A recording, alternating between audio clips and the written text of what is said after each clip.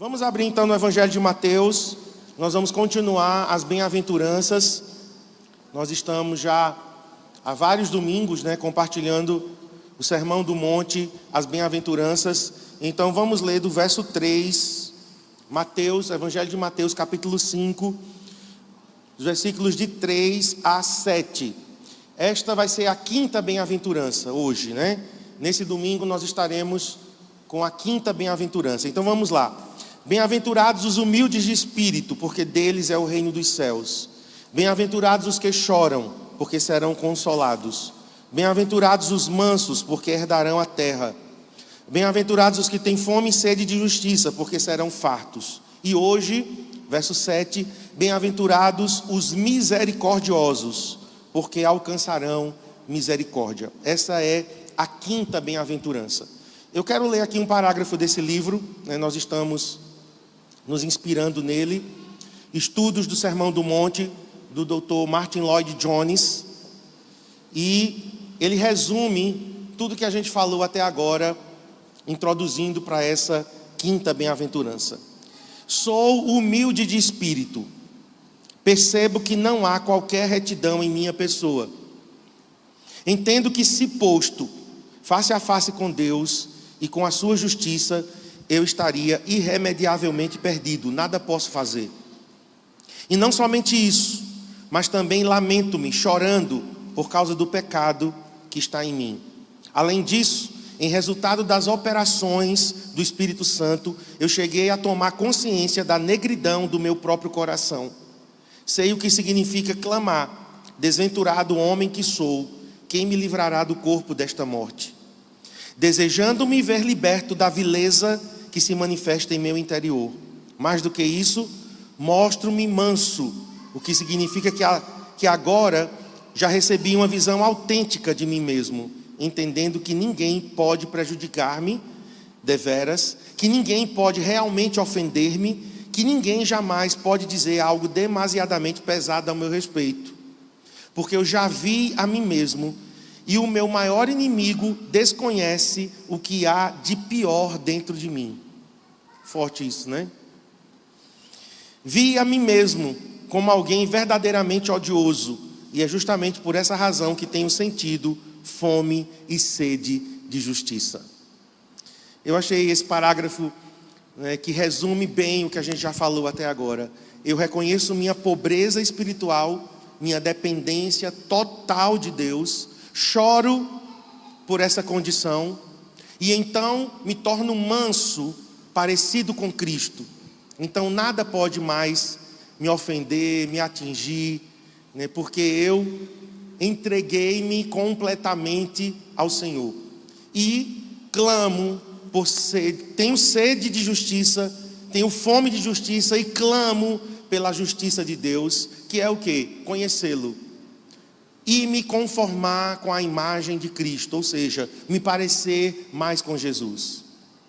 Essa frase que ele disse, o meu pior inimigo, ele não conhece o quão ruim que eu sou.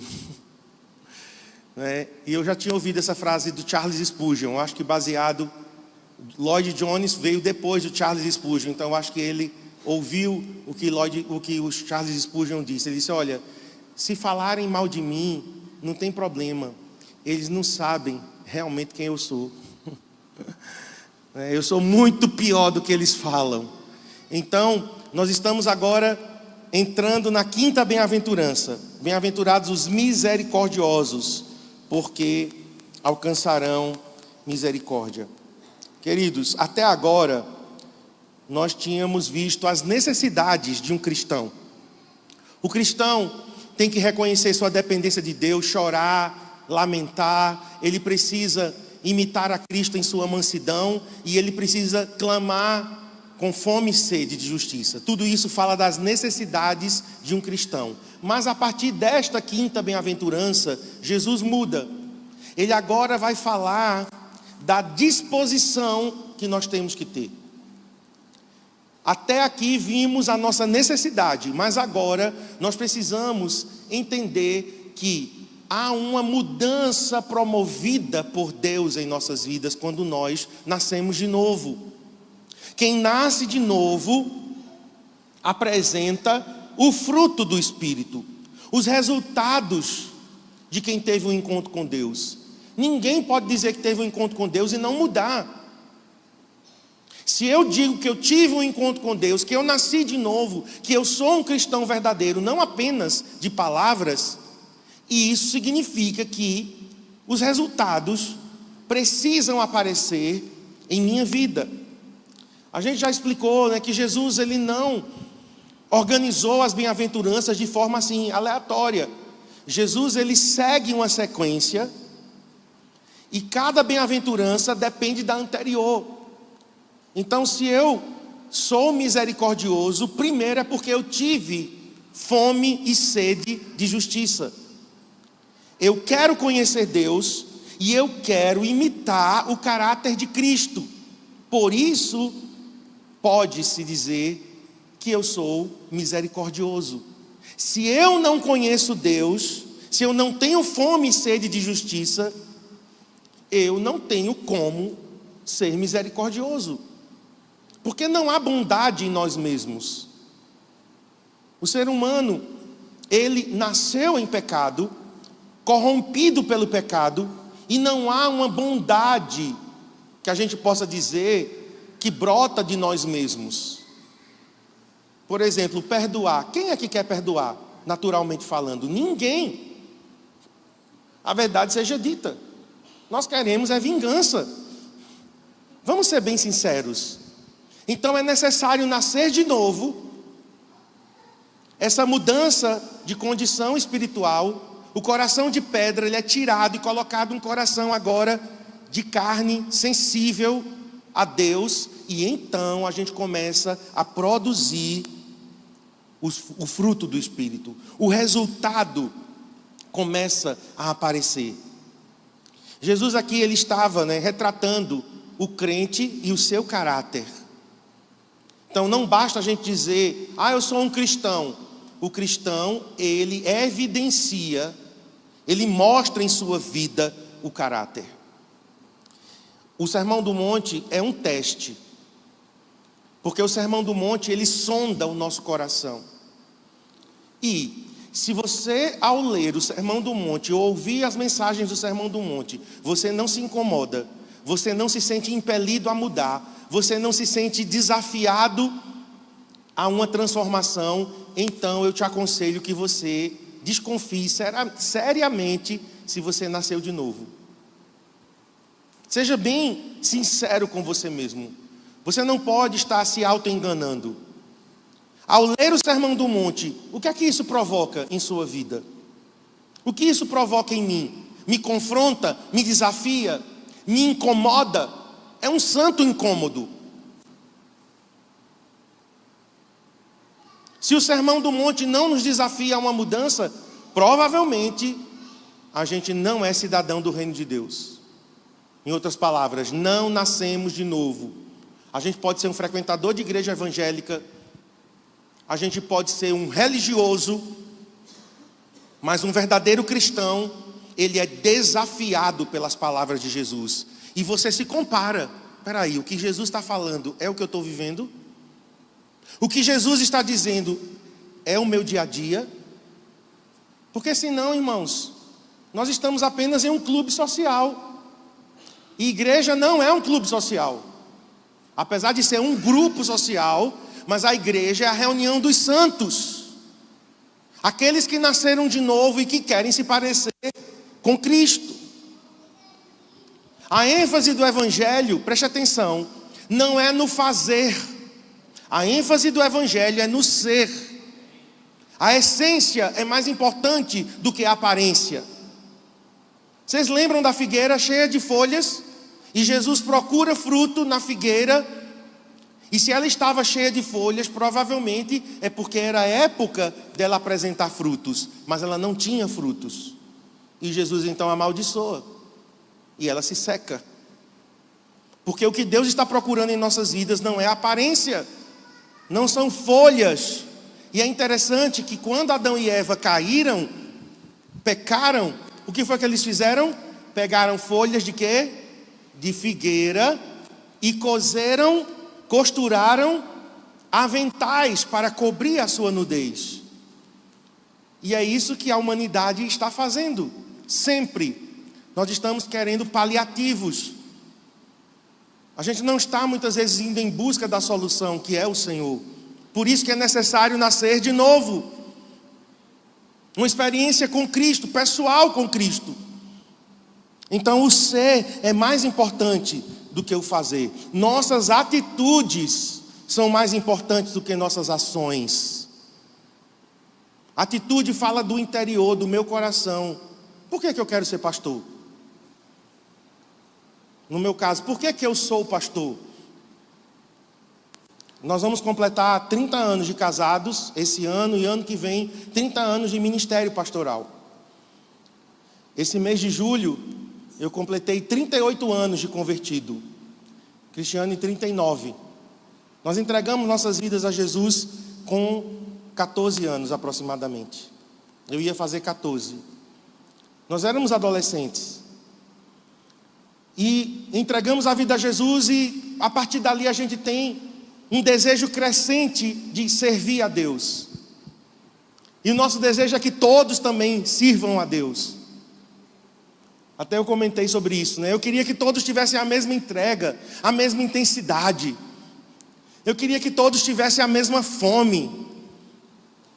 Nem sempre acontece isso. Aliás, não acontece isso. A gente encontra às vezes uma ou outra pessoa que realmente entende o que o nosso coração está querendo e desejando. Como é bom quando você encontra alguém que tem o mesmo coração que você, a mesma fome, o mesmo desejo. Mas irmãos, Deus, Ele não está preocupado com quantos anos eu tenho de convertido. Se eu sou pastor, se eu tenho título. Deus está preocupado com o meu coração, com as minhas atitudes interiores, com as minhas motivações. Não com o meu fazer. O meu fazer é apenas consequência do meu ser.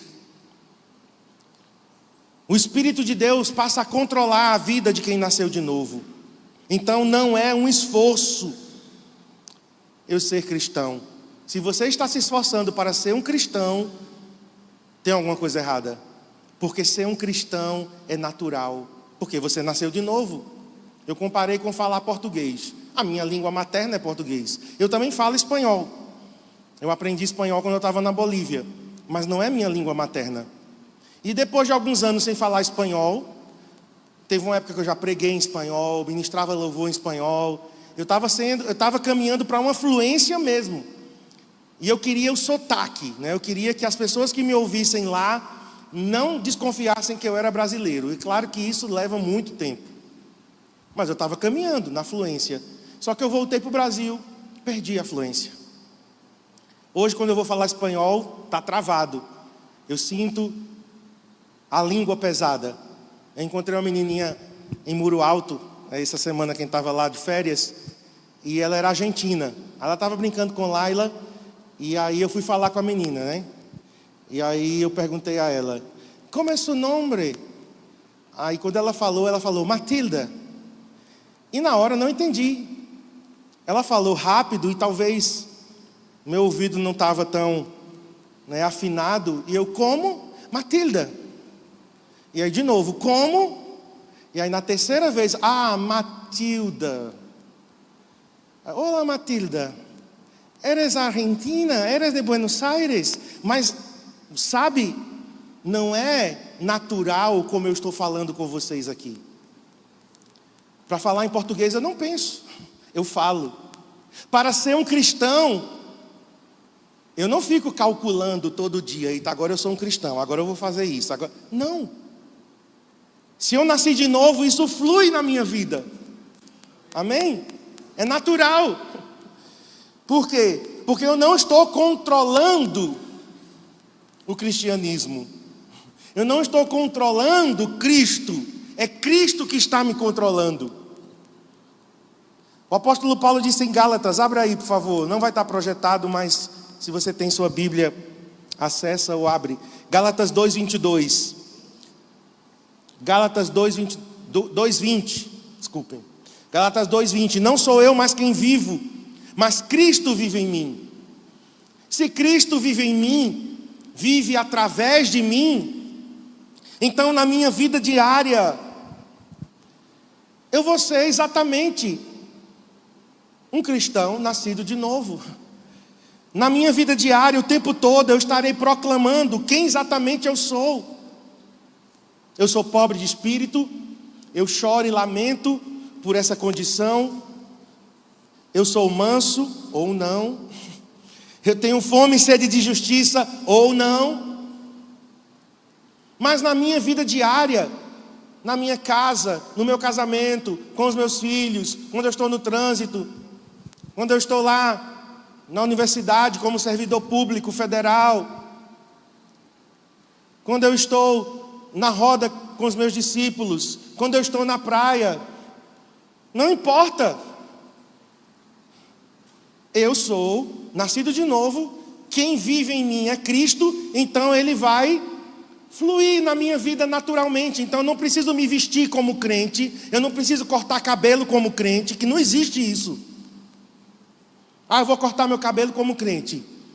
Me explica isso aí. Tem cabelo de crente e cabelo de não crente? Não, eu vou me vestir como crente. O que é que isso significa? Se você está falando de uma roupa indecente, aí eu até entendo, né? O cristão, ele tem modéstia ao se vestir. Mas não existe moda gospel.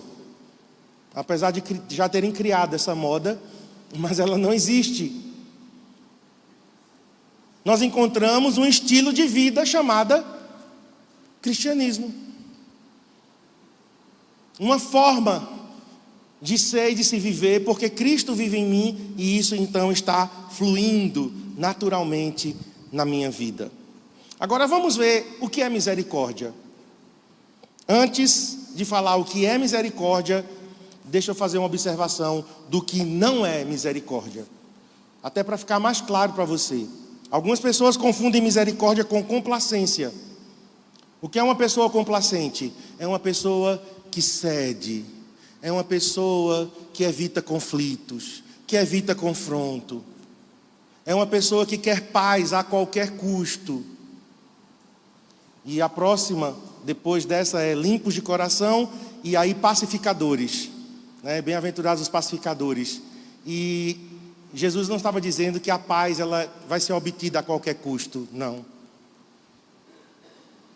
Ele disse que veio para trazer guerra, veio para trazer confronto de reinos, o reino das trevas contra o reino de Deus. Então misericórdia não é complacência, indiferença para com o erro, alguém tolerante demais, que passa a mão por cima, que concorda com tudo, para não desagradar ninguém. Estamos falando do ponto de vista bíblico, tá? Porque algumas pessoas podem ouvir isso e levar para uma outra realidade. Eu estou falando de você tem princípios bíblicos, você sabe o que a palavra de Deus diz, e para não perder a amizade, você se adapta.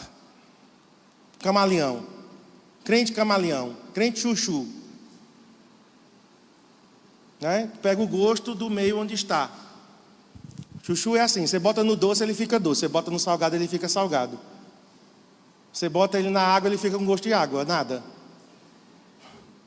E muitas vezes nós estamos assim. Não, eu sou misericordioso. Não, desculpa.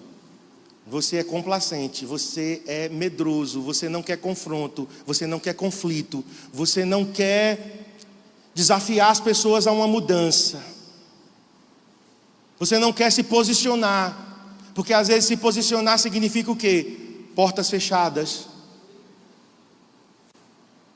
Às vezes se posicionar como cristão e dizer é pecado, significa perder a amizade, contrariar alguém, até mesmo da família.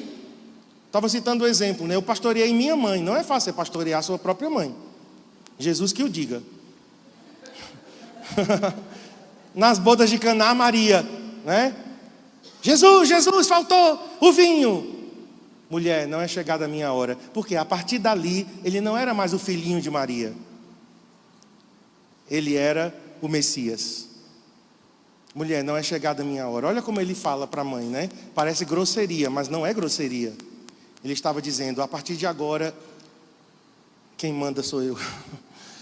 Minha mãe veio dar pitaco, veio dar opinião. Eu disse: mamãe, chamava ela de mamãe. É chique, né, Cristiane? Marco, tu devia ter acostumado os meninos me chamando de mamãe. Eu disse: não, mas eu já chamava de mamãe. Eu queria que os meninos chamassem diferente, de manhinha, porque eu achava bonito. Aí, mamãe, aqui na igreja, eu era pastor da Querigma, né, dessa época. Aqui na igreja, a senhora é minha ovelha. A senhora não é minha mãe. Então, eu não posso lhe dar privilégios, né? Eu não posso pastorear com base na sua opinião. Nós temos que saber separar as coisas. Nós temos aqui nossos filhos no CCA. Mas Cristiane e eu sempre tivemos uma postura: a gente não passa a mão por cima dos erros dos nossos filhos. Eu sei que muitas pessoas, elas são injustas às vezes, porque quando é filho de pastor, aí parece que tudo, e criança, né? Agora eles são grandes, então não tem mais isso. Mas quando é filho de pastor criança, aí parece que as outras crianças são todas santas e a culpa é só do filho do pastor. Mas a gente nunca mesmo tratamos Abner e Adriel com preferência, com privilégios. Nós uma vez tivemos que colocar Adriel no banco, por um bom tempo. A gente tirou ele da plataforma. Você vai ficar no banco, Adriel. Por quê? Não há no reino de Deus complacência. Mesmo sendo um membro da família, privilégios. Não existe isso. Então, nós não podemos, queridos, confundir misericórdia com complacência. Deus é misericordioso, mas Ele também é reto, Ele é santo, Ele é justo. Então nós temos que ser misericordiosos como Deus. E para isso, a misericórdia precisa andar com a sua amiga. Quem é a amiga da misericórdia? Vamos ler? Salmo 85, verso 10. Abra aí sua Bíblia. Salmo 85, verso 10. Quem é a amiga da misericórdia? Quem deve andar de mãos dadas com a misericórdia?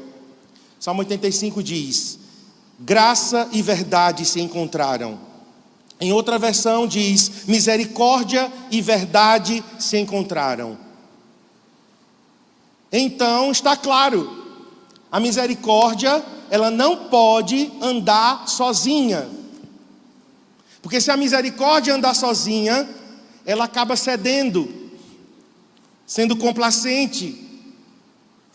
É tão gentil, é tão educada, é tão sensível, que acaba cedendo, comprometendo os princípios. Eu conheço pessoas assim.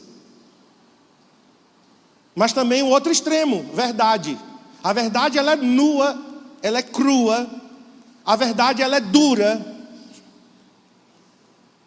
E eu já saí de um extremo para outro. Logo que eu converti, ainda muito imaturo, eu era muito medroso, não queria conflito, não queria confronto, eu fugia, né, de qualquer embate. Então eu cedia, estava no extremo. Aí eu fui amadurecendo e tal, aí fui para o outro extremo. Aí eu comecei a ser duro. Não, eu tenho que dizer a verdade. Gente, eu já feri pessoas com a verdade. Porque a verdade dita de forma direta, sem anestesia, porque a anestesia é o amor, é muito forte. Por exemplo, uma pessoa que traiu a esposa, se eu for só com a misericórdia, eu digo: tem nada não,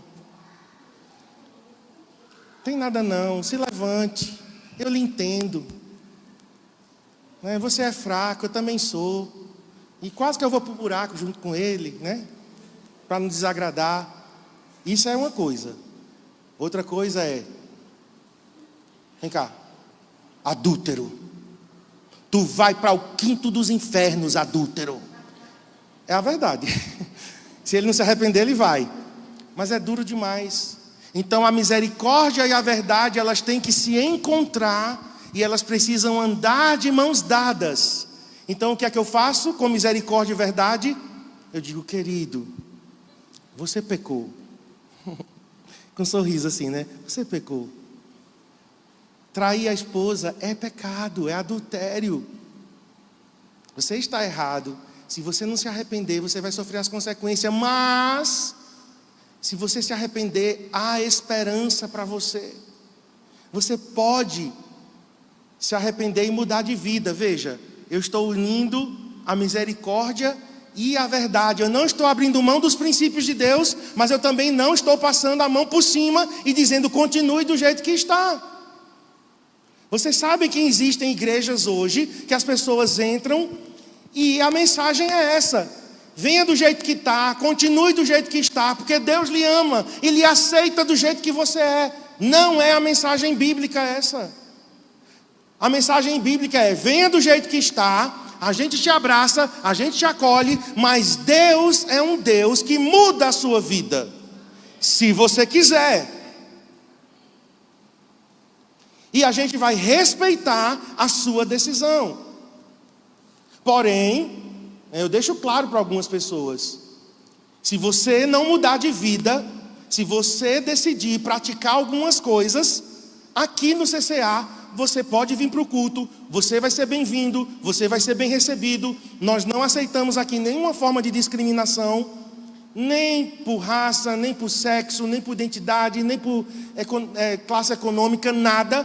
Mas tem algumas coisas que no CCA você não vai poder ser e fazer. Eu estou sendo misericordioso, mas eu estou sendo verdadeiro.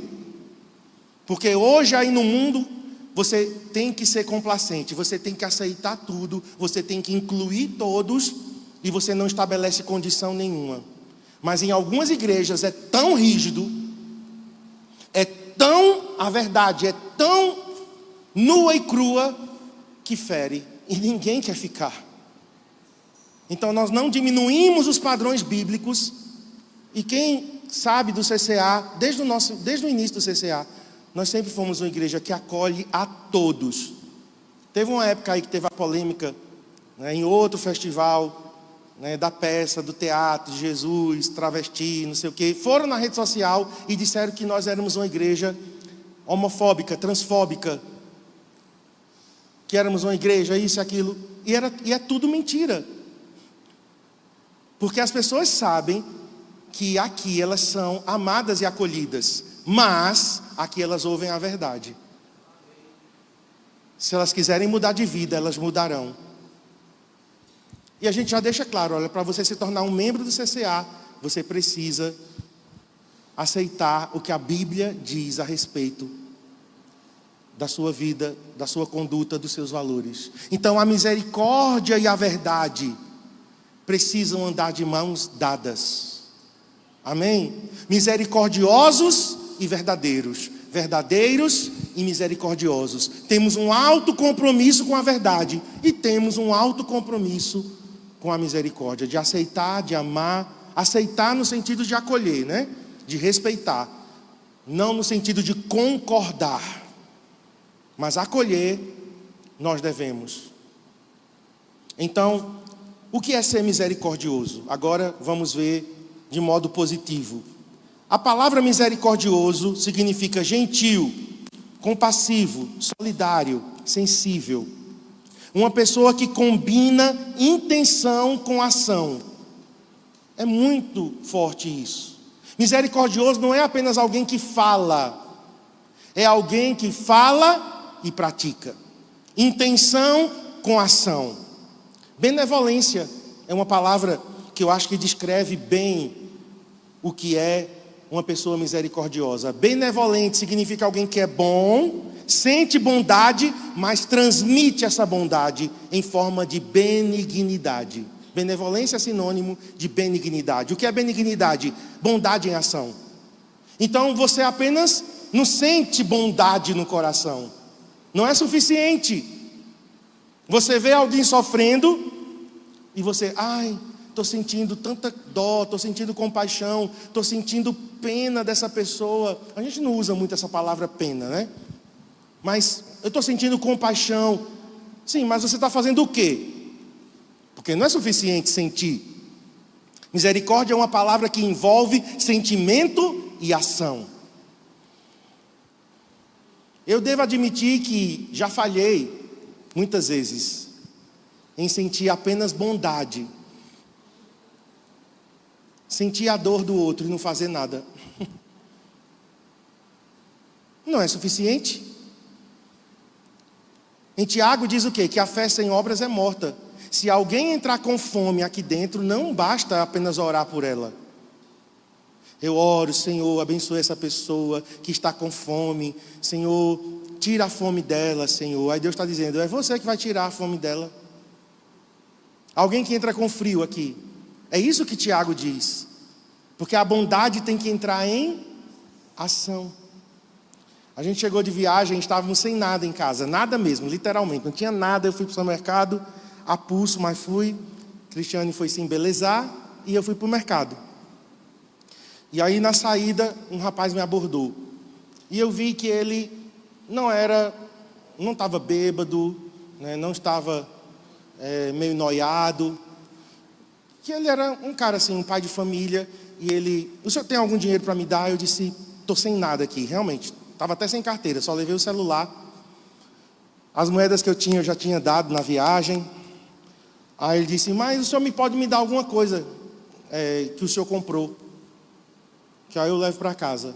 Só que realmente o que eu tinha comprado a gente ia precisar esses dias. Aí eu disse, você tem Pix? Aí disse, tenho.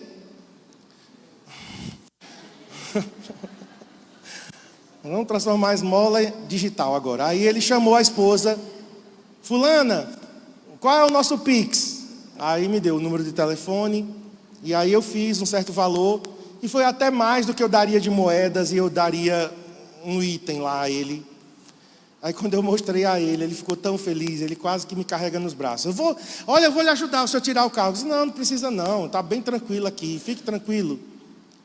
Mas aí eu entrei no carro, e quando eu entrei no carro, eu senti o Espírito Santo dizendo, não basta você falar. Misericórdia significa agir.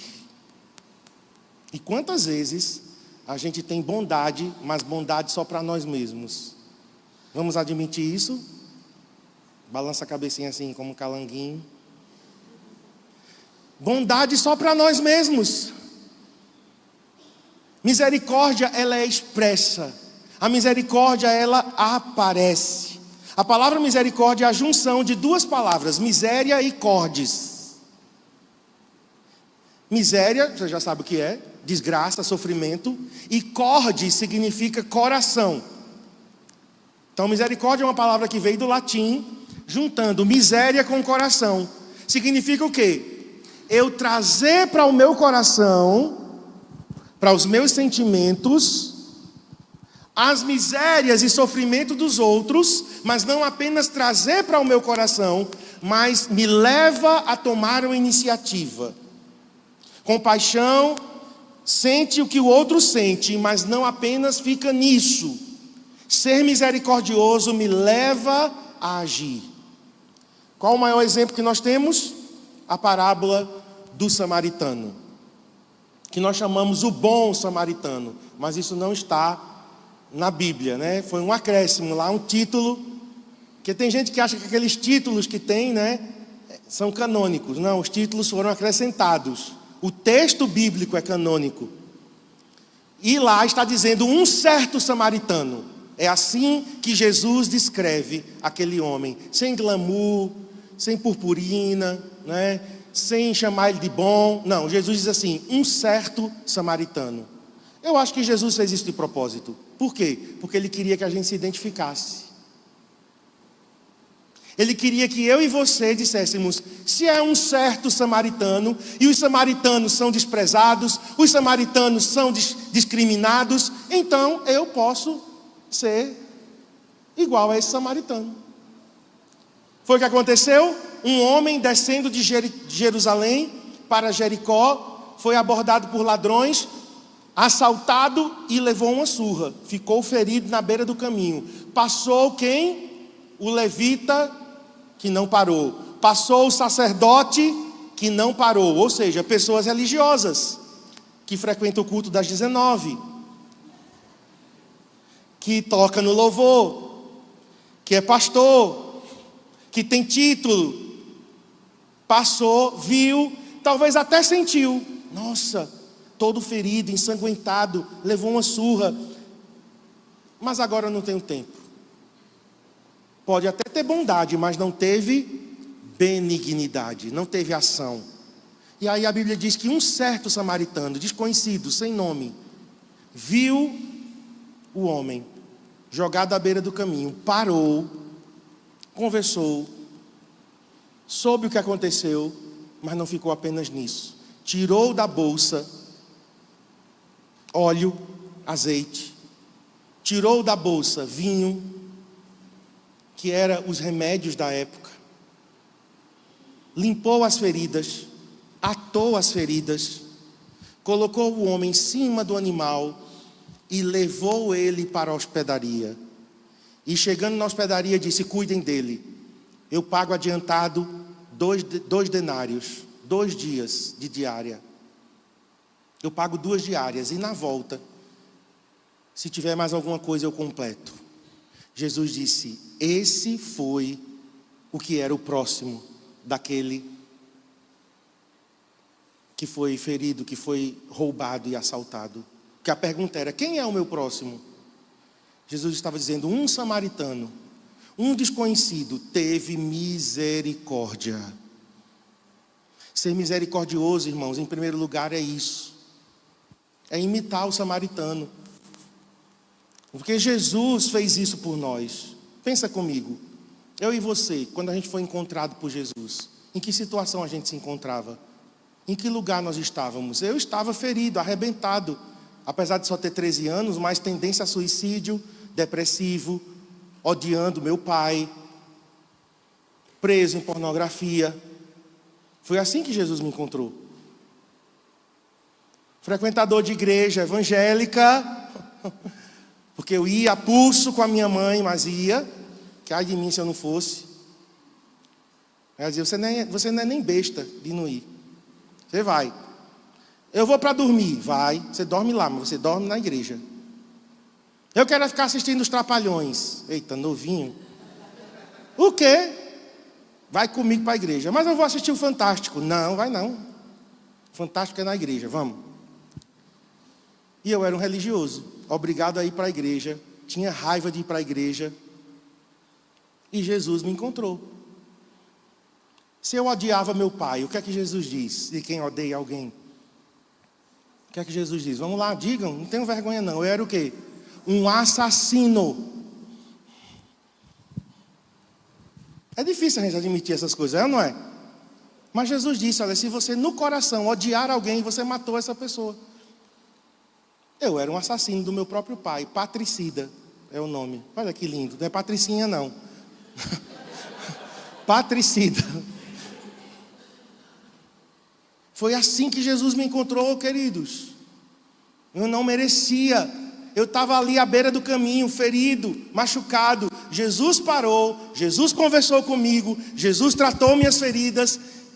Eu não vou alegorizar mais, porque a mensagem a tônica não é essa. Mas Ele me levou para a hospedaria. Ele pagou para que eu fosse cuidado. E ainda disse: se tiver mais alguma coisa extra, na volta eu pago. Foi isso que Ele fez por mim. Então, bem-aventurados os misericordiosos, porque alcançarão misericórdia. Significa o quê? Aqueles que imitam Jesus nessas atitudes. Aquele que anda a segunda milha, aquele que é paciente com o erro dos outros, porque a gente é paciente com os nossos erros, mas com os erros dos outros nós somos muito duros. Misericórdia é isso, é ser paciente, é ser gentil. Ser misericordioso é não dar, não pagar com a mesma moeda, não revidar. Ser misericordioso, e nós então fizemos a diferença entre graça e misericórdia, para que você entenda a diferença, porque são duas palavras muito próximas, e elas andam juntas. É como se fosse a mesma moeda. Uma face é a graça, a outra face é a misericórdia. Eu merecia o quê? Longe de Deus. O que é que eu merecia? Eu vou dizer eu, mas vocês vão dizer como se fosse você, tá? Você vai dizer para mim, mas é para você, tá bom? O que é que eu merecia? Teve um corajoso. O que é que eu merecia? O inferno, a condenação. Poxa, um menino de 13 anos merecia o inferno, merecia, e você também.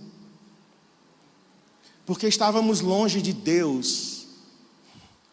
Nascemos em pecado, separados de Deus, destituídos da glória de Deus. O salário do pecado é a morte.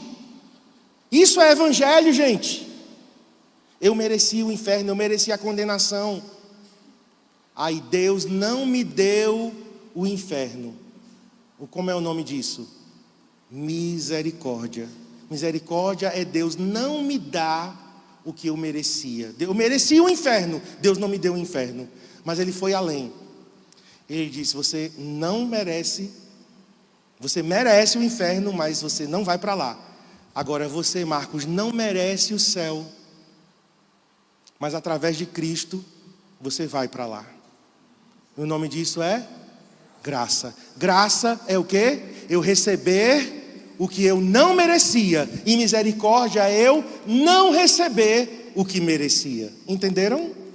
Eu merecia o inferno e Deus me poupou. Misericórdia. Eu não merecia o céu, a vida eterna com Ele, e Ele decidiu me dar através de Cristo. E o nome disso é graça. Então por isso, graça e misericórdia estão juntas. A graça e a misericórdia de Deus. Vamos nos encaminhar para o final agora. Olha como Moisés recebeu a revelação de Deus. Êxodo 34, verso 6. Na nova tradução da linguagem de hoje, NTLH diz assim: então Deus passou diante de Moisés e disse em voz alta. O próprio Deus proclamou a respeito dele: eu sou o Senhor, o Deus eterno. Eu tenho compaixão e misericórdia. Eu não fico irado com facilidade. E a minha fidelidade e o meu amor são tão grandes que não podem ser medidos. O Deus da Bíblia, Yahvé, é esse aqui. Ele diz, eu tenho compaixão e misericórdia e eu não fico irado com facilidade. É diferente de Alá, que alguns querem dizer que Yahvé, né, o Deus da Bíblia, dos judeus, é o mesmo Alá dos muçulmanos, mas não é, porque Alá se ira com facilidade. Outra coisa, Alá, ele oscila no humor. Parece alguns. Alá é o seguinte, de manhã ele está muito bonzinho, e de noite ele está ruim. Por quê? Porque ele quis. O Deus da Bíblia não é assim. O nosso Deus, ele é constante. O nosso Deus não tem sombra de variação. Tudo vem do Pai das luzes, descendo. Aí diz assim, em quem não há mudança, nem sombra de variação. Gente, Deus, ele não se ira com facilidade. Deus, ele vai derramar a ira dele no final sobre toda a terra. As 7 taças da ira de Deus serão derramadas. Mas sabe quando? Quando chegar no limite, do limite, do limite. Ele já vai ter dado muitas e muitas e muitas, dezenas, centenas e milhares de chances. E a humanidade vai rejeitar. Aí ele vai derramar a ira dele. Mas ele não se ira com facilidade. Agora, como Davi descreve esse Deus? Salmo 103, verso 8. O Senhor é compassivo e misericordioso, muito paciente. Olha aí, Davi, concordando com as palavras de Deus a Moisés. Muito paciente, cheio de amor. Esse é o nosso Deus. E nas palavras de Paulo, agora no Novo Testamento, o assassino, o perseguidor, que foi perdoado. Eu disse de manhã que a gente está assistindo, segundo o Cristiano, uma série, mas é uma novela. Paulo, o apóstolo. A gente começou a assistir, tem algumas cenas assim que eles acrescentam alguma coisa e tal. Paulo tem uma paixão, não está na Bíblia, né? Mas botaram lá na novela que ele abre mão para servir a Cristo, né? Por amor a Cristo, ele faz um voto de castidade, né? De celibato. Mas eu chorei na cena da conversão de Paulo. Quando ele, na estrada de Damasco, é cego por aquela luz forte. Ele cai do cavalo ele ouve a voz, e é linda a cena, porque quando Jesus diz: Saulo, Saulo, por que me persegues? Ele: quem é? Quem é? E aí ele diz: eu sou Jesus. Ele: Senhor, o Senhor, eu não merecia, eu persegui o Senhor, eu persegui os cristãos, eu matei os cristãos, eu não mereço o teu perdão. E Jesus insiste: mas eu te perdoo. Você não merece mesmo não, não é por merecimento, é pela minha graça e misericórdia. Aí foi que Paulo escreveu? Efésios 2, 4 e 5.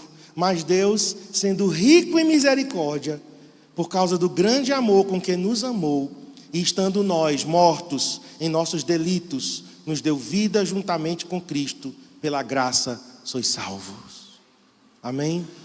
Rico em misericórdia, e por causa do seu grande amor. Esse é o nosso Deus. Por isso que a gente não pode receber a graça de Deus em vão, não é? Tratar a graça de Deus como se fosse uma coisa qualquer, com levianidade, com libertinagem. Não, eu vou pecar porque Deus perdoa. Não, pelo contrário, eu não quero pecar porque Deus me amou. O amor de Cristo me constrange, e a graça dele na minha vida me dá capacidade de dizer não ao pecado. Não é uma desculpa para pecar. Existe hoje uma heresia no meio evangélico chamado hipergraça.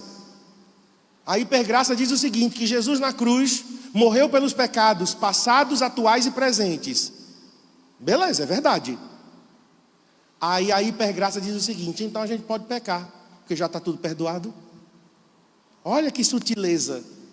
Ele perdoou os pecados do passado, do presente e do futuro. Tudo já foi perdoado na cruz. Mas para ser perdoado tem que ter o quê?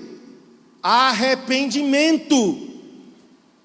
E não é uma concessão para eu pecar. Pelo contrário, meus pecados já foram perdoados. E foram os meus pecados que crucificaram Jesus na cruz. O preço do pecado foi muito alto. Então não posso tratar o pecado como uma coisa qualquer. Foi o meu pecado que crucificou Jesus. Então nada disso: eu vou pecar porque já foi perdoado. Isso é uma heresia. Mas muitos cristãos hoje estão vivendo debaixo desse engano, dessa mentira. Mas Paulo está dizendo aqui: pela sua misericórdia, por causa do seu grande amor, nós estávamos mortos em nossos delitos e pecados, mas Deus nos deu vida. E para terminar, irmãos, a outra forma de eu entender misericórdia é quando eu estou numa posição ou de superioridade, entenda bem, né? De domínio sobre alguém, quando eu tenho o poder de revidar, de prejudicar alguém que me prejudicou, alguém que me ofendeu. Mas deixa eu te dizer, é pecado ofender e é pecado ficar ofendido. Nós não podemos abrigar ofensa no nosso coração, mas você, em vez de demonstrar vingança, você demonstra perdão em favor do ofensor. Isso é misericórdia. Você poderia pagar na mesma moeda, você poderia revidar, você poderia dar o troco, mas você exerce a misericórdia. Gente, esse é um alto grau de nobreza. Eu confesso para vocês que eu não entendia isso. Eu não entendia como que alguém que perdoa é o mais forte. Quem perdoa é o mais fraco, é o mais besta. Eu entendia desse jeito, por uma distorção na minha mente, porque eu fui humilhado, eu fui zombado, sofri bullying. Isso afeta a nossa autoestima. Então eu dizia: uma pessoa que perdoa é besta. O outro faz o que faz, eu vou lá e perdoo. Que conversa. Mas quem perdoa é o mais forte. Quem perdoa é o manso, e o manso tem poder sob controle. O manso diz: eu posso te matar, mas eu não vou te matar, eu te perdoo. Quem é mais forte? Quem perdoa. Eu não entendia. Mas imitando quem? Deus.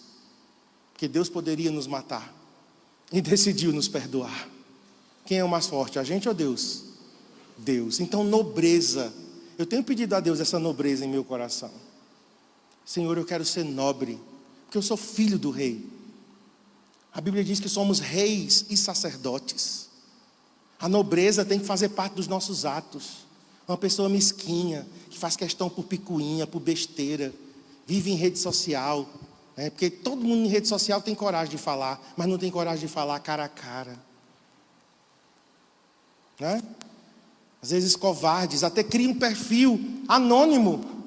Isso é o cúmulo da covardia. Então, queridos, nobreza é perdoar. Eu conheci uma mulher, não pessoalmente, mas através de um filme chamado Refúgio Secreto. Cornélia ten Boom, Corrie ten Boom. Ela era uma holandesa. E ela e a irmã e os pais esconderam judeus em sua casa. E a Alemanha nazista estava, prendendo todos os judeus e levando para campos de concentração. E aquela família holandesa decidiu abrigar judeus e dar comida a eles. E alguém denunciou e eles foram presos. O pai dela morreu, a mãe morreu, e ela e a irmã foram levados para um campo de concentração na Alemanha, Ravensbrück. E a irmã morreu no campo de concentração. As últimas palavras da irmã de Corrie foi: não há abismo tão profundo que o amor de Deus não possa transpor. E morreu. Ela foi liberta por engano. Foi um erro na documentação e libertaram Corrie. Uma semana depois, todas as mulheres da idade dela foram mortas na câmara de gás. Ela foi liberta e se tornou embaixadora do reino de Deus. Ela recebeu as honrarias de Israel como defensora dos judeus. E ela escreveu vários livros. E um dia ela estava em uma igreja na Alemanha, no culto. E quando ela se virou, quem estava ao lado dela? Um guarda alemão, que tinha sido o torturador dela e da irmã.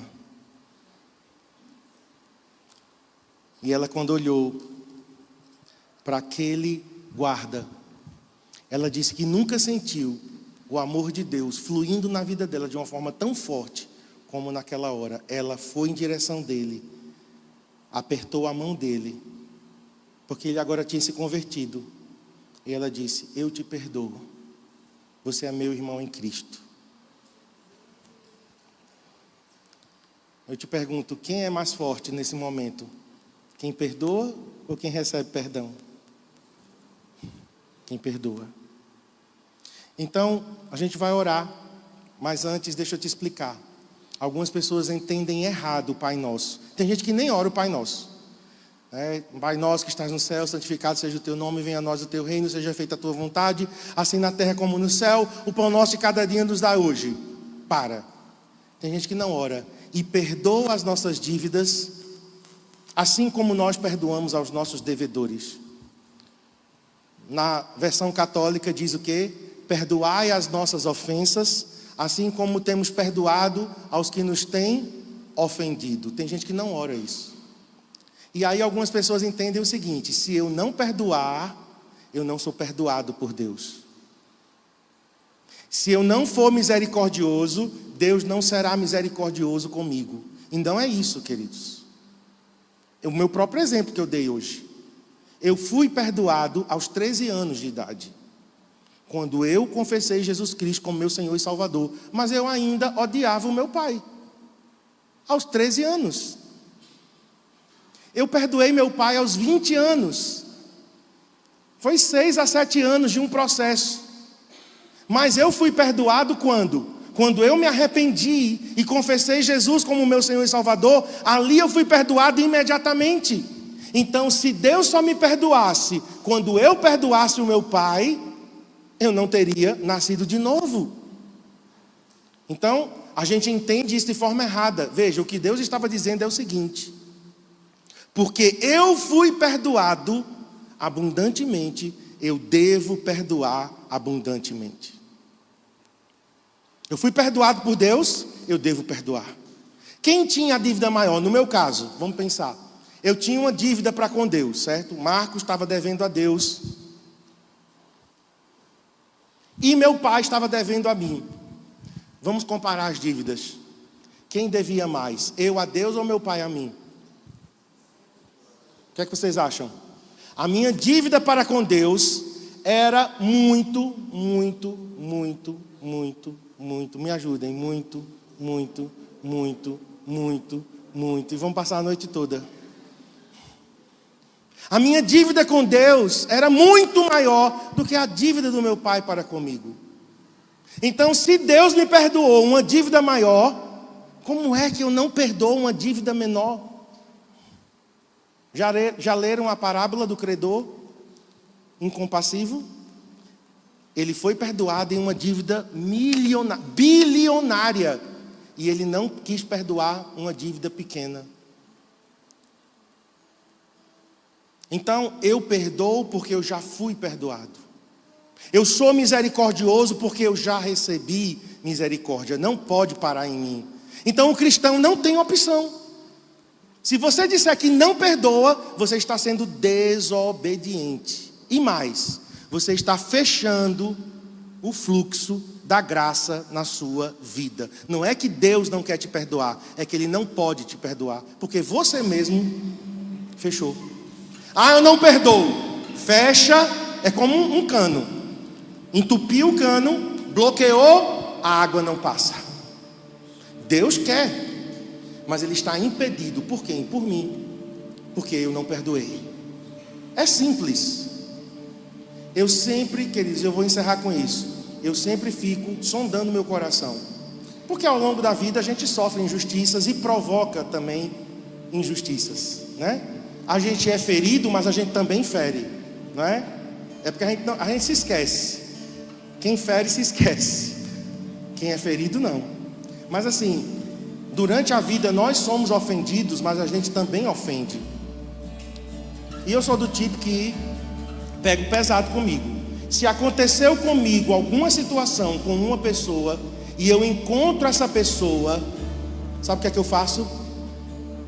Uma análise interior. Como é que eu estou com essa pessoa? Eu perdoei 100%? Eu liberei essa pessoa 100%? Eu conversei com ela, porque tem algumas coisas que tem que ser conversadas, tem coisas que não, certo? Tem coisas que nem mexa. Às vezes a pessoa nem sabe que você está chateado com ela. Para que você vai falar alguma coisa? Você vai criar uma situação que nem existia. Mas tem coisas que precisam ser sentadas e conversadas. Só que, da próxima vez que eu encontro a pessoa, eu sondo o meu coração. Eu perdoei de verdade? Tem algum sentimento no meu coração? Tem alguma pontinha lá dentro? Eu preciso fazer isso, sabe por quê? Porque eu estou fazendo bem a mim mesmo.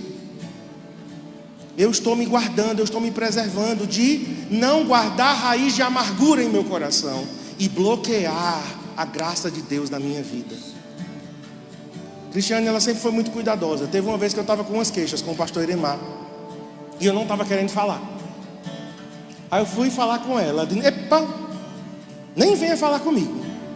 Você tem que falar com quem de fato você tem que falar, e não é comigo. Você tem que falar com o pastor Iremar.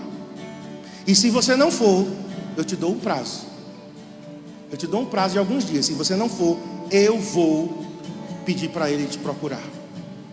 Essa é a atitude certa. Ela estava me ajudando, queridos, a ser corajoso. E eu fui aprendendo. E eu fui me esforçando. Então hoje eu encontro pessoas que aconteceram situações que não foram boas, que não foram confortáveis e legais, mas quando eu olho para elas, sondo o meu coração, eu não encontro nada. Hoje eu posso dizer a vocês, não existe nenhuma pendência não resolvida em meu coração. Está tudo resolvido. Isso é muito bom. É ou não é? Teve uma pessoa que eu encontrei e brotou assim no meu coração o desejo de ir lá para dar um abraço nela. Ela ficou tão assustada. Ela me abraçou também, mas ela não esperava isso de mim. Mas foi natural. Por quê? Porque um coração limpo A graça de Deus está fluindo, não é faz de conta. Então tem algumas pessoas aqui que precisam ter algumas conversas. Eu nem vou olhar para o nada, para você não achar que é indireta com você. Mas você não pode fazer de conta que está tudo bem, não está.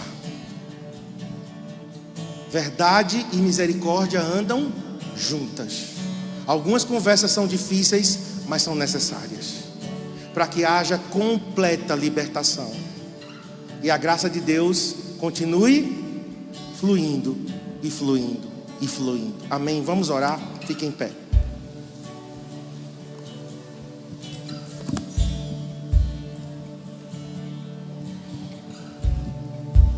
Como é o amor do seu coração? Senhor, sua palavra nos instrui a sermos misericordiosos, assim como tu és misericordioso. Como o Senhor nos perdoou com tão grande amor, como disse Paulo, rico em misericórdia e grande em amor. Obrigado, Senhor. E agora nós queremos ser misericordiosos também, imitando o Senhor, seguindo o mesmo caminho da misericórdia, da graça e do perdão. Ajuda-nos. Eu sei que há pessoas aqui que precisam romper com o ciclo da ofensa, da vingança. Tem pessoas aqui que precisam avançar, mas estão presas, porque a sua palavra diz que aquele que não perdoa é lançado na prisão, onde os verdugos, os atormentadores estão ali atacando aquela pessoa. E eu oro agora, Senhor, para que haja libertação nesse lugar. Ajuda-nos, Senhor, a te imitar, porque nascemos de novo. Nós somos cristãos, nascidos de novo. Nós temos o Espírito Santo habitando em nosso coração. E agora o Espírito Santo nos capacita a perdoar, a te imitar, a trilhar esse caminho tão nobre. Eu oro por nobreza, Senhor, em nosso coração. Não deixe, Senhor, que nada, nenhuma ofensa esteja apegada à nossa alma, nenhum sentimento, nenhuma erva daninha, nenhuma amargura. Nós oramos por completa limpeza em nosso coração. Ajuda-nos a ser como o samaritano, que se importou, parou, cuidou das feridas daquele homem que tinha sido roubado, maltratado, assaltado. Nós queremos ter esse coração de misericórdia. Ajuda-nos a colocar a bondade em ação, não apenas de sentimento, não apenas de palavras. Nós queremos ter atitudes de bondade, de benevolência. Eu abençoo as pessoas que ouviram essa palavra, todos os que passaram nesses cultos de hoje, de manhã à tarde agora. Pai, que a tua palavra encontre agora lugar em nosso coração para frutificar, em nome de Jesus. Eu vou terminar com a bênção apostólica. E se você quiser receber a oração, você pode vir.